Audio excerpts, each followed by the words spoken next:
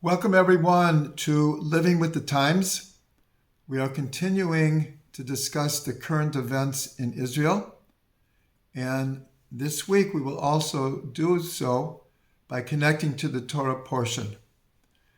In this week's upcoming portion, Vayera, we have the many tests of Avram Avinu, including the 10th test, Akedat Yitzchak, the binding of Yitzchak. By tradition, Avram Avinu went through 10 tests, and it's explained in Chassidut that these were not just 10 tests for Avram alone, but Avram is an archetypal figure, and according to the teaching of the sages, Ma'aseh Avot Siman Labanim, that the actions of our patriarchs and matriarchs is a sign for all of us. They paved the way, and every thought, speech, and action actually engraved the upcoming events in history. So the 10 tests of Avram is also our test. And the 10th test is Akedat Yitzchak, where Avram is asked almost the impossible to bring his son, who God already promised would be the one to carry on the tradition, and to offer him up. We don't have time now to go into the depths, but this is definitely one of the most profound, deepest, enigmatic stories in the entire Torah.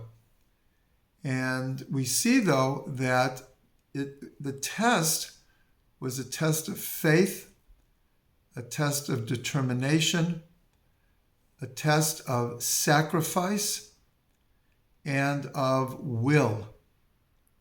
And Avram passed the test, which gives us the power to pass all of our tests.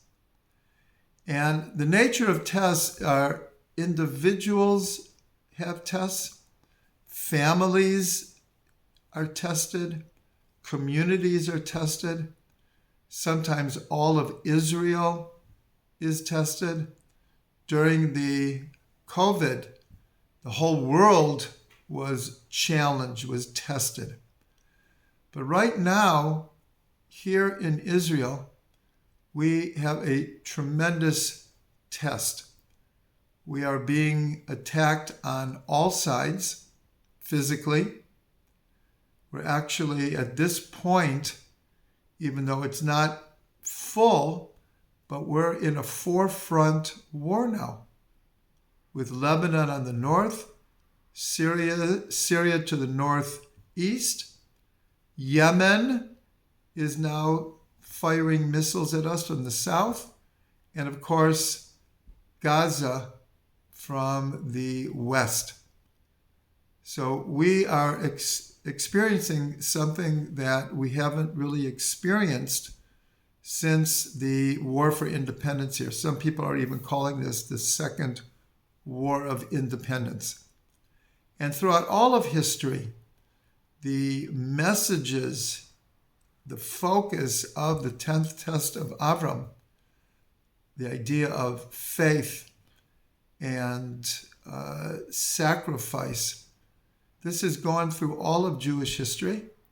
There's no people in the world that could have sustained the type of oppression that we've had and survived as a people. And here we are back in Israel in totally miraculous terms, but we are going through a huge test now. And the test, if we could get down to the core of it right now, is the test of unity. Because I think everyone knows before the horrible events on Simchat Torah, for the whole past year, there was tremendous division in Israel, tremendous infighting, The rhetoric was off the charts. The threats and the talk of a civil war. It was extremely disturbing. And it almost came to a climax, the Yom Kippur, right before Simchas Torah, where there was actually fighting in the streets about the ability for people to pray together. It was getting very, very bad. And then what happened on Simchas Torah happened, and everyone dropped everything and realized that there was only one way we're going to get through this, and that is by being unified. So right now here in Israel, there is a tremendous feeling of unity. Tremendous. Many people have said that they've never seen such focus and one mind. And we know that from the past, we're told that the Second Temple was destroyed because of Sinat Chinam. Now, it's true that the Romans physically destroyed the temple, but we're told very clearly that it was the hatred that was happening between the people that opened the spiritual gate for the Romans to do what they did. And it seems that there's a deep connection between the horrible feeling of division in the people that happened before Simchas Torah and the events have led us back to unity, which hopefully we'll be able to keep for the future. There's no doubt that with any people or even within any family, there's differences of opinions. People see things differently. But the Jewish people everywhere, we have to learn that it's okay to disagree and it's okay to voice our opinion, but there's a certain way of doing it, and there's a certain red line over which we should never go in trying to solve our disagreements. And so our test right now for Jews everywhere to come together to support Israel in any way that we can, financially, spiritually, politically, however we can do it, in small ways or big ways. Let's come together, and we have quite a challenge ahead of us militarily, but we will win as long as we're united. As long as we're united, there is no power on earth that can defeat us.